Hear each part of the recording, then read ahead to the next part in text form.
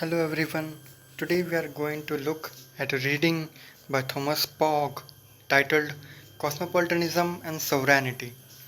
तो इससे पहले कि हम इस रीडिंग के डेप्थ में जाए, we should first look at what are the major objectives of this reading. इसमें थॉमस पॉग कहना क्या चाह रहे हैं. सो इसके 3 मेजर ऑब्जेक्टिव्स हैं जो थॉमस पॉग पहले ही अपने रीडिंग में बता देते हैं. The first objective is gradual global institutional reform. By cosmopolitanism, Thomas Pogge wants to bring about a gradual worldwide reform which should be institutional in nature.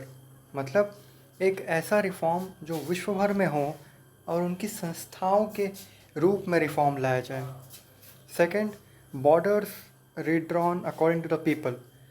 तो लोगों के हिसाब से बॉर्डर्स को, जो पॉलिटिकल यूनिट्स के बॉर्डर्स हैं नेशंस के, उनको फिर से रिड्रॉ करने की बात थॉमस पॉग करते हैं. Thirdly, institutional cosmopolitanism based on human rights. That is, जो cosmopolitanism थॉमस पॉग बात कर रहे हैं उसमें जो संस्थाएं हैं उनका रिफॉर्म इस तरह से हो ताकि ह्यूमन राइट्स को बचाया जा सके, उनको प्रमोट किया जा सके. नाउ मूविंग फॉरवर्ड, थॉमस पॉग कहते हैं कि कॉस्मोपॉलिटनिज्म में 3 मेजर चीज़ हमेशा कॉमन रहेंगी या सेम रहेंगी जो कि असेंशियल कैरेक्टरिस्टिक्स हैं. First is individualism, that is every individual has a self dignity, self worth, जो कि हमेशा प्रिजर्व होनी चाहिए. तो हर एक की अपनी एक इंडिविजुअल वैल्यू, उसको प्रिजर्व रखने की बात करते हैं. Second is universality. कॉस्मोपॉलिटनिज्म इस प्रकार से हो कि सब जगह अप्लीकेबल यूनिफॉर्मली हो.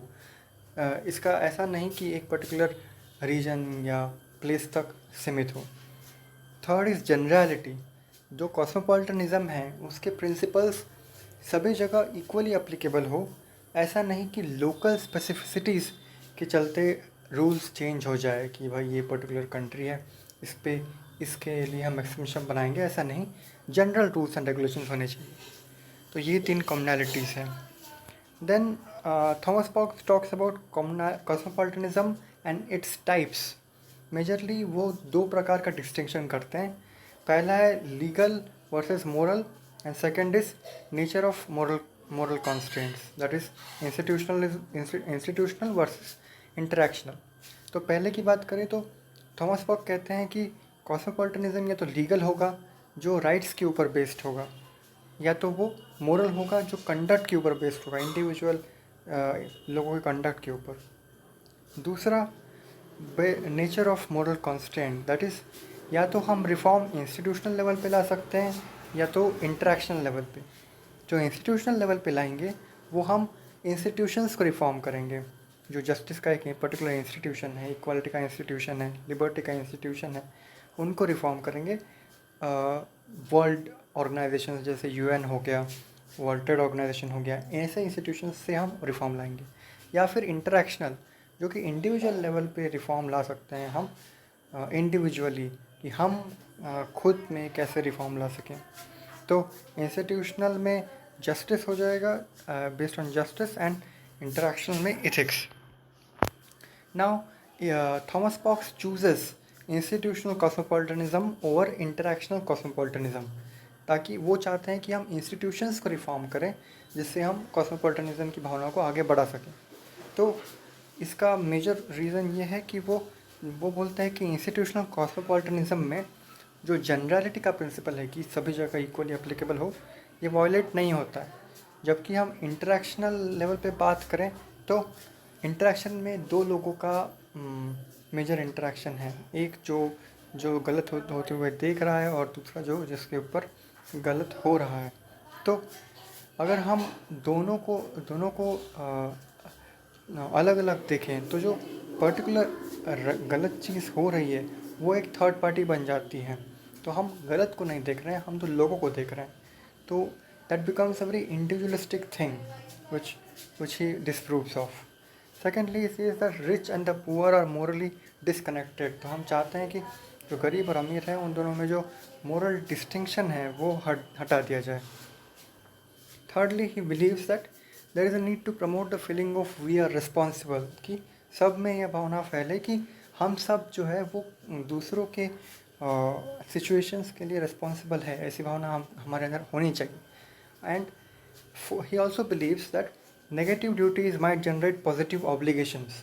तो इसमें ये कहना चाहते हैं कि जब हम कुछ नहीं करते हैं तब भी हमारे अंदर ऑब्लिगेशन आ जाता है।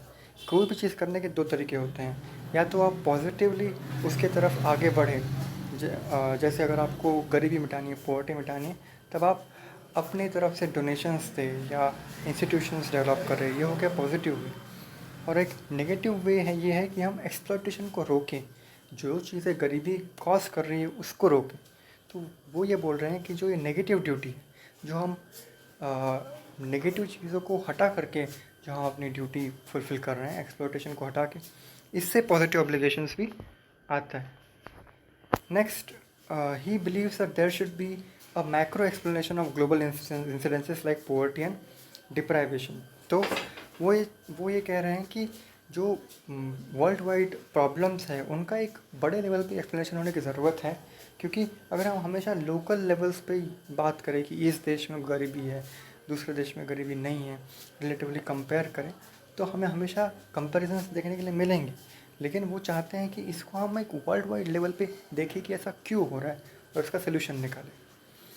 And he also believe that institutions will be responsible only for those deprivations it establishes. तो ऐसा नहीं कि हम हमेशा इंस्टीट्यूशंस को हर एक गलत चीज़ के लिए ब्लेम करें।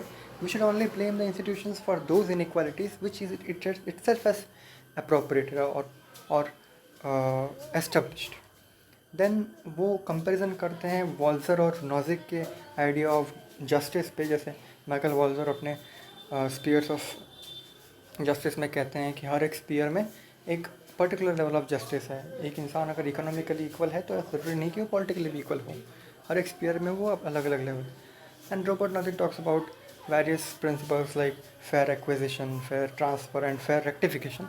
तो ये सब जो जस्टिस है, ये प्रोडक्शन के बाद का जस्टिस है। जैसे प्रोडक्शन होने के बाद क्या हम करेंगे, कैसे डिस्ट्रीब्यूट करेंगे रिसोर्सेज को। लेकिन आखिरी पॉइंट में कॉस्मोपॉलिटनिज्म में थॉमस पॉक कहते हैं कि इकोनॉमिक ग्राउंड रूल्स उस तरह से हमें डिज़ाइन करने चाहिए जो प्रोडक्शन के पहले हो। प्रोडक्शन के पहले जो रूल्स हैं वो डिज़ाइन करने की बात करते हैं। Then Thomas Pogge talks about the idea of sovereignty, that is first defines what is sovereignty. तो वो सिंपली बोलते हैं कि A is sovereign over B if one A is the government, A सरकार हो, बी लोग हो, और ए के पास एक अधिपत्य हो बी के ऊपर, जिसके ऊपर कोई देख रेख ना हो या उसका राइट एब्सोल्यूट हो। तो A is sovereign over B if A is government, B are persons, and A has unsupervised and irrevocable authority over B. ऐसे सिचुएशन में A जो है वो B के ऊपर सोवरेन है। तो सोवरेनिटी की बात थॉमस पॉक इसलिए नहीं कर रहे हैं क्योंकि उन्हें वर्ल्ड स्टेट फॉर्म करना है, या वो चाहते हैं कि दुनिया में एक पर्टिकुलर बड़ा सा गवर्नमेंट बन जाए, बट वो चाहते हैं जो सिटीजन्स है वो गवर्नड हो पॉलिटिकल यूनिट्स के हिसाब से। ना पॉलिटिकल यूनिट्स छोटे हो सकते हैं, बड़े हो सकते हैं, स्टेट्स हो सकते हैं, और लेकिन हर एक ऐसा ना हो कि एक यूनिट पूरी दूसरी यूनिट को डोमिनेट करे। वो चाहते हैं कि जो विश्व है वो छोटे छोटे पॉलिटिकल यूनिट्स में बटा हो, जैसे आजकल नेशन स्टेट्स है, लेकिन वो चाहते हैं कि दूसरे पॉलिटिकल यूनिट्स जिसमें कोई भी पॉलिटिकल यूनिट डोमिनेंट ना हो। ये है उनकी आइडिया वर्टिकल सोवरेनिटी को लेके। वर्टिकल सोवरेनिटी मतलब जो सोवरेनिटी है वो ऊपर से नीचे की तरफ है, ना कि हॉरिजॉन्टल जिसमें सारे यूनिट्स एक बराबर हो। वो चाहते हैं कि पॉलिटिकल यूनिट्स जो है वो उनमें हर एक में एक पर्टिकुलर सोवरेनिटी हो, एक पर्टिकुलर लेवल की, सब एक दूसरे की सोवरेनिटी का रिस्पेक्ट करें, लेकिन वो वर्टिकली अरेंज्ड हो। आजकल की जो सोवरेनिटी है वो हॉरिजॉन्टली अरेंज्ड है। हर एक इंडिविजुअल नेशन स्टेट अपने में खुद सोवरेन है, इक्वल मानते हैं हम हर स्टेट्स को, लेकिन वो एक वर्टिकल सोवरेनिटी की बात करते हैं ना। वो वर्टिकल सोवरेनिटी की बात क्यों कर रहे हैं, रीजंस ये है कि वो चाहते हैं कि पीस सिक्योरिटी हो, क्योंकि अगर वर्टिकल सोवरेनिटी हो, अगर पावर्स डिसेंट्रलाइज्ड है तो पीस या सिक्योरिटी होगा पूरे विश्व में। जो ऑपरेशन चल रहा है अलग अलग नेशंस में पीस को लेके वो ख़त्म होगा। तीसरी बात, ग्लोबल इकोनॉमिक जस्टिस होगा, क्योंकि अगर हम वर्टिकली पॉलिटिकल यूनिट्स को सोवरेन करेंगे तो एक ग्लोबल इकोनॉमिक सिस्टम बनाया जा सकता है जो जो सबको मान्य हो। और fourthly ecology, that is climatic conditions will be better looked after if there is vertical sovereignty. Now ये जो सोवरेनिटी है, इसमें पॉलिटिकल यूनिट्स कैसे शेप होंगे, he also talks about that. In that he talks about two major things. Firstly, जो inhabitants है एक particular territory के, वो या तो एक दूसरे में ज्वाइन हो सकते हैं एक पर्टिकुलर यूनिट बनाने के लिए, एक यूनिट दूसरे यूनिट में ज्वाइन हो सकता है, या ये लोग खुद में ही एक पॉलिटिकल यूनिट हो सकते हैं। That is inhabitants of a contiguous territory में decide to join any other political unit, या फिर खुद में ही वो एक पॉलिटिकल यूनिट बना सकते हैं। और वो भी ये भी कहते हैं कि अगर एक पॉलिटिकल यूनिट में कोई सब ग्रुप है जो इस यूनिट का भाग नहीं बनना चाहता, तो भी वो एक पर्टिकुलर सेपरेट सब यूनिट बना सकता है बाकी कंडीशंस को ध्यान में रखते हुए। तो ये इनका idea shaping and reshaping of political units का। वो इसमें एक एग्जांपल भी देते हैं, example of people of Kashmir. वो बोलते हैं कि if you take example of people in Kashmir as a political unit, then they have 4 major of choices, that is they can either join in India, they can either join Pakistan, they can themselves stay independent, और जो आधे लोग हैं या कितना ही proportion हो, वो एक प्रपोर्शन, एक भाग कश्मीर का इंडिया को ज्वाइन कर लें और दूसरा भाग पाकिस्तान को।